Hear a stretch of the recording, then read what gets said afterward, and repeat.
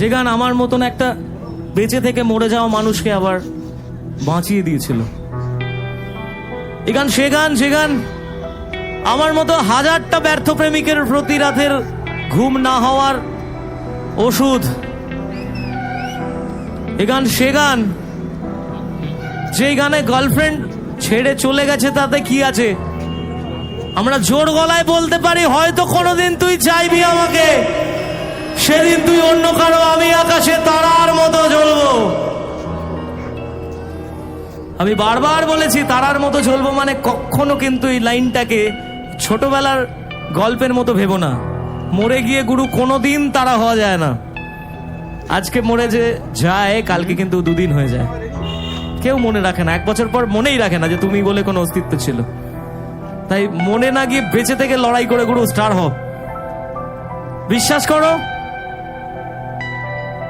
তুমি হেরে যাও না কখনো, আমরা কখনো হারি না। আমাদেরকে যে মুহূর্তগুলো হারায় সেই মুহূর্তগুলো আমাদেরকে শেখায়। আমি আমার জীবনে সবকিছু বিভিন্ন রকম ভাবে এক এক সময় হারিয়েছি। কখনো আমার কেরিয়ারটা শেষ হয়ে গেছিল, তো কখনো আমার ভালোবাসার মানুষটা আমার জীবন থেকে চলে গেছিল, আবার কখনো আমার মাথার উপর থেকে ছাদ, আমার বাড়িটা পুড়ে শেষ হয়ে গেছিল।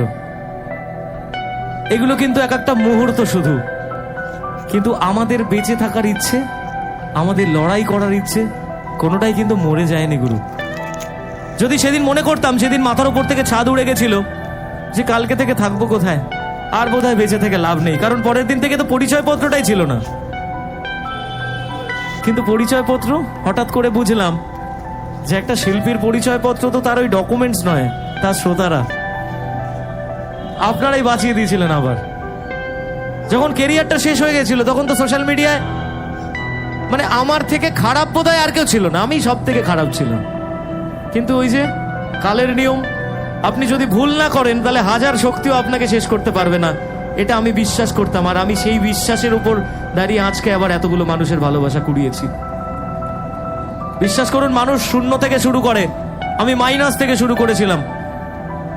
কারণ আমাকে সব থেকে খারাপ মানুষ হিসেবে জানতো সেই মুহূর্তে পশ্চিমবাংলার মানুষ, কিন্তু আপনারাই ফিরিয়েছেন। আবার যখন অঙ্কিতা আমার লাইফ থেকে চলে যায় তখন কিন্তু মনে হয়েছিল যে আর কি গান গাইবো, আর